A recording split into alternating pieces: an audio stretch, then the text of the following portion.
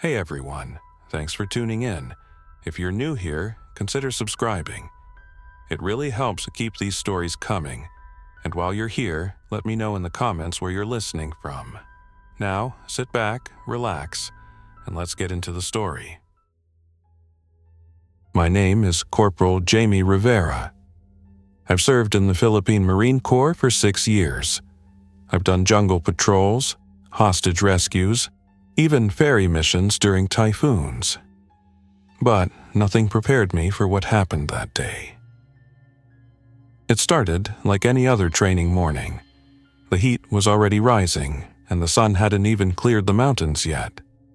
We were stationed at a remote outpost near Palawan, strategic, isolated, quiet, too quiet. At 6 a.m., we got an alert from higher command. Unusual civilian behavior reported in Puerto Princesa. Units advised to stay on standby. We laughed it off at first. Some of the guys joked it was probably another drunk tourist or a viral prank. But our commanding officer, Captain Silang, wasn't laughing. He paced around with his radio pressed to his ear, brows drawn tight. By 6:30 a.m., all jokes stopped. A transmission came through, garbled and panicked. "This is Bravo team. We've got their knot. They're biting people. We need evac. I repeat." Then static. We froze. Captain Silong ordered immediate lockdown. Our camp was sealed. We grabbed our rifles and loaded live rounds. No blanks, no simulations. This was real. "Zombies?" one private muttered. No one answered him. The word felt childish, ridiculous. But then we got the drone feed. At first, it looked like a regular crowd, then the camera zoomed in. People were running through the streets, but others weren't. They were chasing. Limbs jerking, heads tilted, blood smeared across faces. Some were dragging themselves across the pavement, broken legs trailing behind them, still moving faster than seemed possible.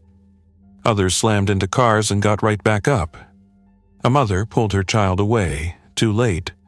One of them lunged and the feed cut off. Captain Silong issued the order. Prepare for extraction. A CH-47 was inbound to pick us up. We were to head inland and assist with the evacuation of a medical camp. We geared up in silence. No banter, no grumbling, just quiet tension. At 7 a.m., the roar of rotor blades split the sky. The helicopter descended just beyond the tree line. We climbed aboard, strapped in, and lifted off. From the air, Puerto Princesa looked like a war zone. Fires burned. Traffic was jammed along every road out of the city. We saw people waving from rooftops, others fighting in the streets. It didn't look like a sickness. It looked like madness. We landed near a medical research facility on the edge of the city. There were scientists, doctors, nurses, all pale, frantic, whispering about a rapid infection that wasn't behaving like any virus they'd seen. No incubation period. No immune system resistance. One scratch, one bite. Minutes later, change. We set up a perimeter, but the survivors kept coming. Not the normal ones, the others. The ones with glassy eyes and twisted movements. I'll never forget the first one I saw up close. A man, mid-40s, limping toward the gates. Blood caked his shirt, one arm hanging uselessly at his side. His mouth was torn, like he'd chewed through something hard or someone. We shouted warnings. He didn't stop. 3 warning shots. Still, he advanced. When he reached the fence and started clawing at the wire, Captain Silong gave the order. One of our snipers took the shot. The man dropped instantly. No scream, no pain, just down. And then another came. A woman this time. Then another. And another. Soon, they were all pressing against the fence like a wave of bodies. Some of them had uniforms. Some looked like kids. We didn't fire again. We held the line until the generator failed. The gates buzzed, the lights flickered, and the fence stopped humming. That's when the real nightmare began. 7:30 a.m. The electric fence lost power with a hiss and a final spark. We watched in disbelief as the infected, if that's what they were, realized it. It was like flipping a switch. They stopped pacing and started pushing, arms clawing, heads slamming against the steel mesh. "Fallback position now," Captain Silang shouted. We retreated toward the interior of the facility, covering the scientists as they scrambled for safety. The fence groaned, warping under the pressure of dozens, maybe hundreds of bodies. Some still wore business clothes. Others were in hospital gowns. All of them moved with the same hunger.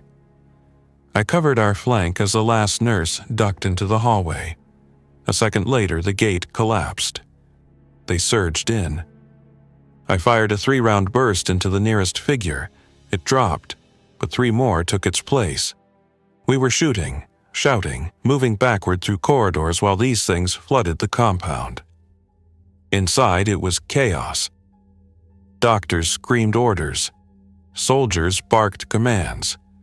Paperwork flew through the air as people tried to evacuate data drives and samples. We didn't even know what we were protecting, only that we couldn't let it fall into their hands or mouths.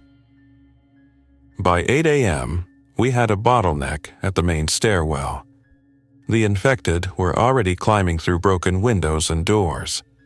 Some fell, shattered bones, and still kept crawling.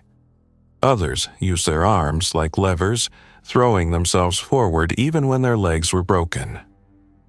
I couldn't believe what I was seeing. These weren't just infected people, this was something worse. More determined, more violent, less human. We made our stand on the second floor. 10 of us, shoulder to shoulder in a hallway lit only by flickering emergency lights. Behind us, a locked lab door. Inside were the last uninfected researchers.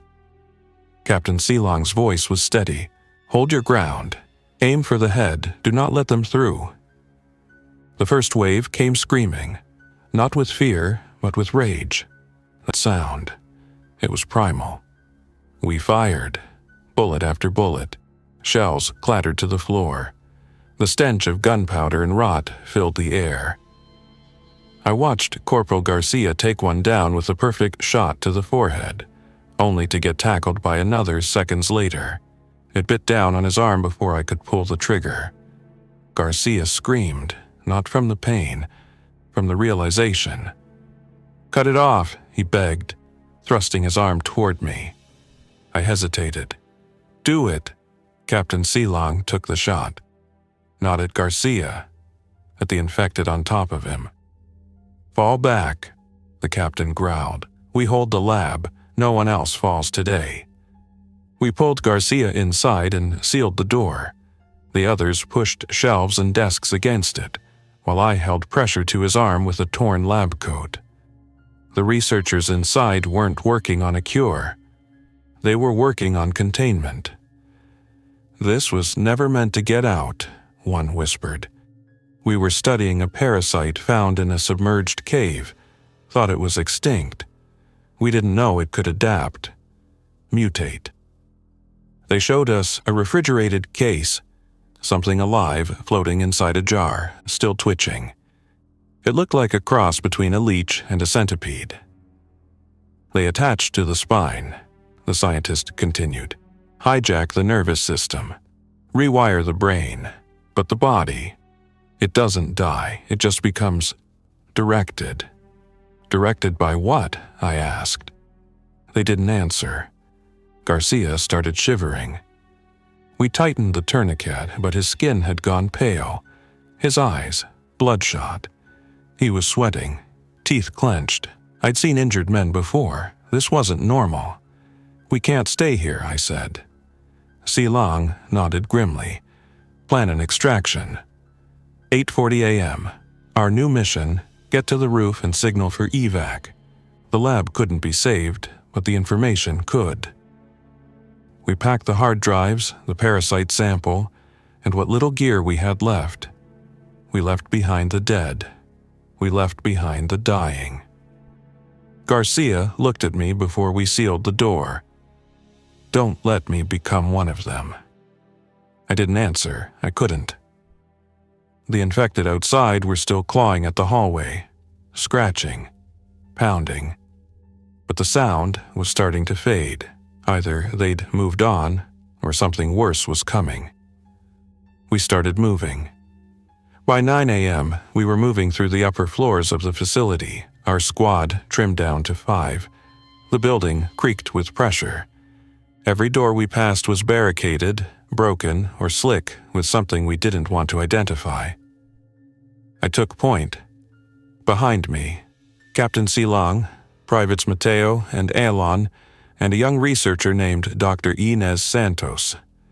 She had the case containing the parasite sample strapped to her chest like it was gold. Maybe it was. Maybe it was the only chance we had of understanding this. She kept whispering. They weren't supposed to survive the thaw. We didn't ask questions. The stairwell to the roof was 3 floors up. No elevator, no power. The walls were narrow and dark, and we had to step over the bodies of other soldiers, some of them wearing the same uniform as ours. They were part of the first response team, Silang muttered. Must have been overrun. We moved quietly, weapons raised, but the silence was deceptive. Halfway up, we heard something above us, scraping, not footsteps, dragging. We aimed up, flashlights on. A figure was crawling headfirst down the stairwell wall, arms spread, fingers crooked like hooks. Its mouth was open, but it didn't make a sound. Its eyes locked on us, black, wide, unnatural. Mateo fired first. 3 rounds to the chest, nothing. It didn't even flinch. I took the shot, 1 to the head. It dropped like a rock and bounced down the stairs, limbs folding the wrong way. "Keep moving," Silang ordered. "They're adapting." Adapting. We reached the rooftop by 9:20 a.m. From up there, the city looked like a maze of smoke and fire. The sun was high, but it didn't warm anything. We set up flares and activated the emergency beacon. No response. The radios were silent except for static. We held position, eyes on every possible access point.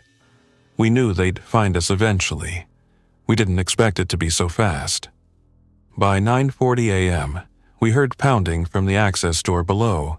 Then, silence. Dr. Santos clutched the sample case tighter. "They're not mindless," she said. "They're organized, learning." Silang didn't blink. "Then we make sure they don't learn anything from us." We formed a circle around the center of the rooftop. The air was thick but still. No wind, no birds, not even the hum of city life. Then came the scream. Not one voice, dozens, hundreds, rising like a siren from the buildings below. They were converging on us. We saw them leaping from ledges, climbing fire escapes, dragging themselves across roofs. They didn't hesitate, didn't slow down, just surged forward like a wave of bodies. And among them, something new, taller, faster. It didn't move like the rest. It had armor. Black, tactical, government issued. An infected soldier. It was still carrying gear, helmet cracked, armor dented, but it was using strategy. It moved around the edge of the roof, avoiding direct fire, herding the others forward. "They're learning from us," I whispered. Then the shooting began. Alon went down first. One of them pounced on him from behind an air vent. We pulled him back, but it was too late. The bite was clean, deep. Silang didn't hesitate. He ordered Alon to hand over his rifle, then pushed him toward the emergency hatch. "Seal it behind you," he said. "If you feel it starting, you know what to do." Alon nodded. He disappeared into the stairwell, and that was the last we saw of him. The roof was swarming. Ammo low, no evac in sight. Then the radio crackled. "Marine team, this is Skybird 1. We see your flare. ETA 5 minutes. Hold position." Relief surged through my chest. We could make it. Maybe. If we survived 5 more minutes. We pulled into a tight circle around the flare and the sample case. 5 minutes can feel like a lifetime when the world is ending. We had exactly 5 minutes until extraction. 5 minutes of holding the line against something that didn't tire, didn't fear, and didn't stop. They came from all sides. Some climbed over the edge, fingers bleeding and broken from clawing up the concrete. Others rushed through the rooftop door, shoving each other aside like they didn't even know what personal space meant anymore. We fired in bursts, controlled, precise. Silong nailed 3 in a row. Mateo emptied his last magazine and switched to his sidearm. Dr. Santos ducked low behind an AC unit, hugging the parasite sample like it was her last lifeline. I kept shooting until my weapon clicked dry. No time to reload. I dropped it, drew my knife, and braced myself. One lunged for me, slim, female, maybe early 20s before the outbreak. Eyes black, hair in clumps, mouth stretched wider than should be possible. I sidestepped and drove my blade into the base of her skull. She dropped. Another took her place. And another. We were getting overwhelmed. Silong shouted, "Fall back to the heli zone. Form a shield." We backed toward the center of the roof, 3 of us now. The infected soldier from earlier reappeared, leading the others. He didn't run. He stalked, deliberate, calculating. Mateo charged him. It wasn't a command, he just snapped. "For the core!" He slammed into the thing and both of them went over the edge. Silent. I didn't even have time to shout. The rotor sound hit us like thunder. A black military chopper broke through the smoke, blades slicing the air, floodlights cutting down like heaven opening up. Silong waved his arms, then fired his last shots to clear a path. The rope dropped. Dr. Santos clipped on first. I helped haul her up as the infected swarmed to the landing pad just feet away. Then Silong pushed me toward the line. "Go," he said. "No way, Captain." "That's an order." I hesitated. Then he shoved me, hard, and I grabbed the rope as the chopper lifted. Below me, Silong tossed a flare right into a crowd of the infected. Then he pulled the pin on something. A final boom. The rooftop exploded in orange and smoke. The chopper jerked as the shockwave hit, but we stayed airborne. I looked down. Silong was gone. So were the infected. We were flying away from the heart of the nightmare. For a moment, the city looked quiet again, but I knew better. Fires burned in every direction. Roads clogged with abandoned cars. Streets littered with motionless bodies, and others that weren't so motionless. Inside the chopper, Dr. Santos sat shaking, still clutching the sample case. I sat across from her covered in blood, ash, and sweat. None of it felt real. A voice came over the headset. "We're rerouting to Sangley Point. Quarantine zone. You'll be debriefed and isolated. Expect contact." Contact. Whatever this was, it wasn't over. Not even close. We had survived the first 12 hours, but the real war hadn't even started.